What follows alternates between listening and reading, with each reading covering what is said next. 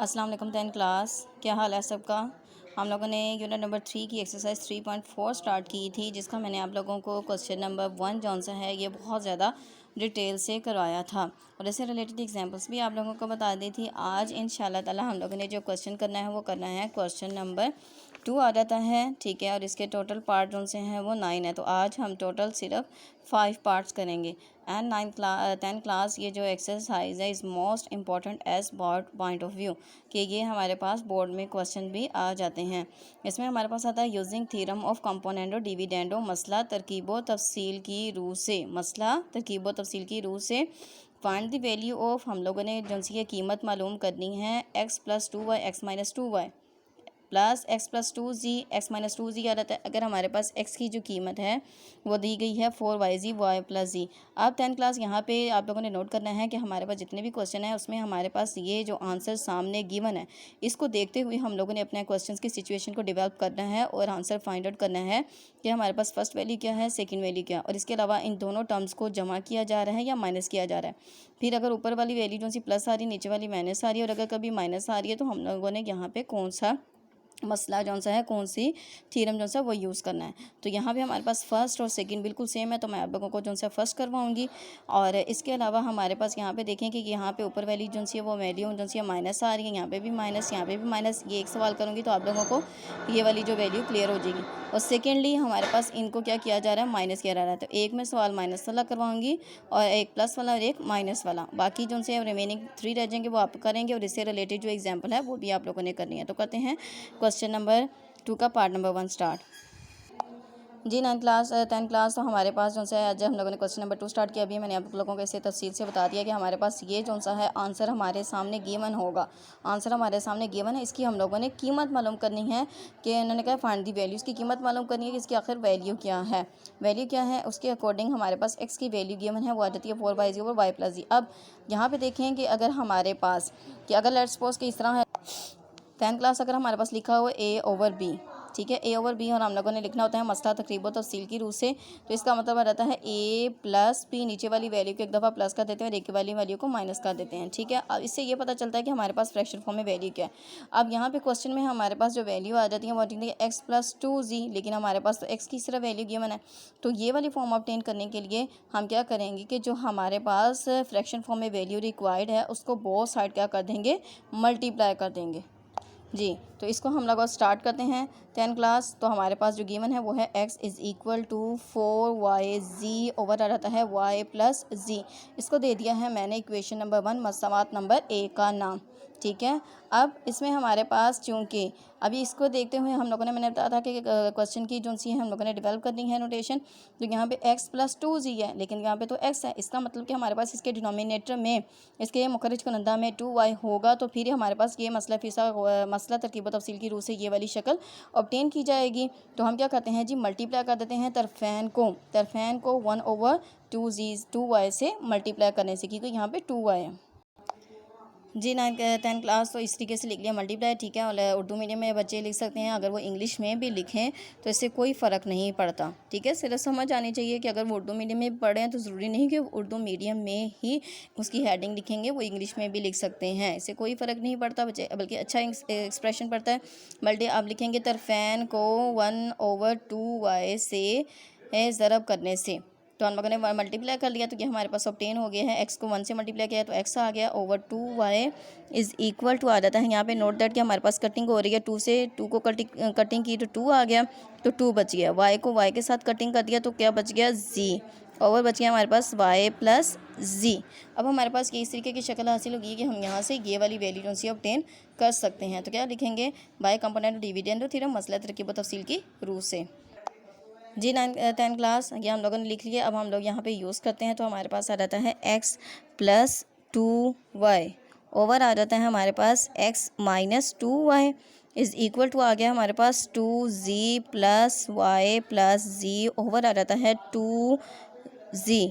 और यहाँ पे अब नेगेटिव साइन की वजह से इन दोनों के साइन चेंज हो जाएंगे, ठीक है, -y-z। मसला तरकीब तफसील कि एक दफ़ा हम लोगों ने प्लस में एक दफ़ा माइनस में। अब यहाँ पे ये राइट साइड में, लेफ्ट साइड पे जी 10 क्लास। तो यहाँ पे हम देखें कि 2z आ रहता है प्लस हमारे पास फिर z आ रहता है, z आ रहता है। इन दोनों को जमा करें तो आ रहता है 3z 3z प्लस आ रहता है हमारे पास y। नीचे नोट दें कि 2z है माइनस z है, 2 में से 1 को माइनस किया रहता है z माइनस y। अब हमारे पास क्वेश्चन के मुताबिक ये वाली नोटेशन हमारे पास हासिल होगी x plus y x plus 2y x minus 2y। ये वाली शक्ल हमारे पास हासिल होगी। इसकी कीमत ये वाली आ गई है। इसको हम दे देते हैं इक्वेशन नंबर 2 का नाम। अब हम लोगों ने दूसरी जो सी है ये वाली नोटेशन हासिल करनी है, तो ये वाली करते हैं। तो उसके लिए दोबारा हम क्या करेंगे, फ्रॉम इक्वेशन नंबर 1 मसावात 1 से। जी 10 क्लास दोबारा हम लोगों ने लिखा है फ्रॉम इक्वेशन नंबर 1 आ जाता है, ठीक है, multiply by 1/2z on both side. क्यों कि अब हमारे पास यहाँ पे z की शक्ल हासिल चाहिए थी हम लोगों ने, तो इस वजह से हम लोगों ने z की शक्ल में लिखा। तो यहाँ पे आ जाता है हमारे पास x मल्टीप्लाई आ जाता है 1/2z इज इक्वल टू आ जाता है 4y, ओवर आ जाता है y plus z multiply by आ जाता है 1/2z। यहाँ पे हमारे पास आ जाता है जी x को 1 से मल्टीप्लाई किया तो आ जाता है x/2z इज इक्वल टू हमारे पास आ जाता है 2 से 2, तो 2 2 ज़ा 4, तो 2 आ गया। फिर z से z को कैंसिल किया गया तो हमारे पास 2y ओवर आ जाता है y प्लस z। अब यहाँ पे लिखेंगे by component of dividend theorem मसला तरकीब व तफसील की रूल से। जी 9 क्लास बाय कंपोनेंट ऑफ में डिविडेंड थ्योरम आ जाता है मसला तरकीब व तफसील की रूल से। दोबारा यही वाली हेडिंग लिखेंगे तो हमारे पास आ जाता है x प्लस 2z ओवर आ जाता है हमारे पास x minus 2z is equal to आ जाता है हमारे पास 2y प्लस आ जाता है y प्लस आ जाता है हमारे पास z ओवर आ जाता है 2y minus y minus z। अब यहाँ पे हमारे पास ये वाली right side as it is left side आ जाती है हमारे पास 2x प्लस 2z आ जाता है x माइनस 2z आ जाता है इज इक्वल टू आ जाता है हमारे पास 2y प्लस y रहता है, तो हमारे पास आ जाता है 3y प्लस z ओवर आता है हमारे पास 2 में से y को माइनस किया जाता है y माइनस z। तो इसको दे दिया हम लोगों ने इक्वेशन नंबर 3 का नाम, ठीक है, ये आ गया। तो हमारे पास ये वाली हमारे पास जो सी फॉर्म ये भी ऑब्टेन हो गया। अब नोट दैट देन क्लास कि इन दोनों के दरमियान में साइन कौन सा वो है, प्लस का साइन। तो इन दोनों को क्या करना है, हम लोगों ने जमा करना है। तो कहेंगे कि मसावात नंबर 2 और 3 को जमा करने से। अब नोट दैट कि हमारे पास 10 क्लास मसावात नंबर 2 ये है, इक्वेशन नंबर 2 ये है, और इसके अलावा इक्वेशन नंबर 3 ये वाली है। अब आप लोगों ने यहाँ पे ये ख्याल करना है कि हमारे पास लेफ़्ट साइड में लेफ़्ट साइड जमा होगी और राइट साइड में राइट साइड ही जमा होगी।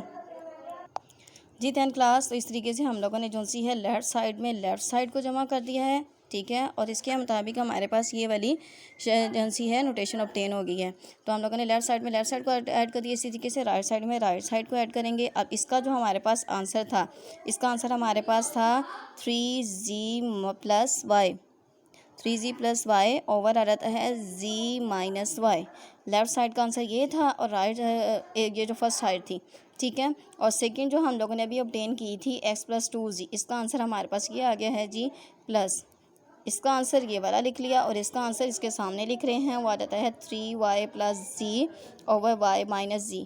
जी 10 क्लास। अब हमारे पास ऐसी सिचुएशन आ गई है कि इस तरीके के क्वेश्चंस जो से आप लोगों ने 9 क्लास में भी अच्छे तरीके से किए हैं कि हमारे पास जो सा है अब हमारे पास अलजेब्रिक एक्सप्रेशन कसी रकमी की शक्ल में हमारे पास न्यूमिनेटर डिनोमिनेटर में फैक्टर हैं। तो यहाँ पे हम लोगों ने इजाफिकल जो सा एलसीएम लेना है। एलसीएम जो सा है वो हमारे पास पॉलिनोमियल का कसी रकमी का तब लेना इजी होता है जब हमारे पास ये दोनों रकमें जो सी वो बिल्कुल सेम हो, मतलब कि इनके साइन भी सेम हो। लेकिन यहाँ पे नोट दैट के जी के साथ प्लस है, यहाँ पे जी के साथ माइनस है, यहाँ पे वाई के साथ माइनस है, यहाँ पे वाई के साथ प्लस है। तो क्या करेंगे, यहाँ से हम लोग नेगेटिव साइन को कॉमन ले लेंगे तो इसके साथ मल्टीप्लाई होकर माइनस हो जाएगा। तो यहाँ पे करते हैं हम लोग 3z प्लस वाई ओवर आ जाता है हमारे पास z minus y, plus sign आ गया, यहाँ पे आ गया 3y प्लस z ओवर, यहाँ से नेगेटिव साइन कॉमन ले लिया। इसके साथ इसकी रोटेशन जो है ना अरेंजमेंट भी चेंज कर दूँगी, z प्लस में आ गया माइनस वाई। अब माइनस प्लस माइनस आ जाता है तो 3z प्लस वाई ओवर आ जाता है z minus y minus plus minus minus 3y plus z over आ जाता है z माइनस वाई। अब क्या है कि यहाँ पे हम लोग इसका एलसीएम लेते हैं तो इजीली हमें इसका एलसीएम जो है वो ऑब्टेन होता है z माइनस वाई। ये बिल्कुल सेम है, इसके साथ ये कैंसिल, तो इसका मतलब कि हमारे पास 3z प्लस वाई आ गया है, 3z प्लस वाई आ गया है। इसके अलावा हमारे पास नेगेटिव साइन यहाँ पे आएगा और नेगेटिव साइन की वजह से इन दोनों के साइन जो से हैं वो क्योंकि ये मिड में हैं तो नेगेटिव साइन की ये अंदर जो है नेगेटिव साइन मल्टीप्लाई होगा, इन दोनों के साइन चेंज हो जाएंगे क्योंकि इन दोनों के साथ तो प्लस साइन है, लेकिन जब माइनस साइन मल्टीप्लाई होगा तो इनके साइन भी माइनस में चेंज हो जाएंगे। तो आ जाएगा हमारे पास माइनस 3y माइनस z। मैंने एक ही स्टेप में ये स्टेप जो है कर दिया है। तो यहाँ पे 3z में से z को माइनस किया तो हमारे पास बच जाता है 2z।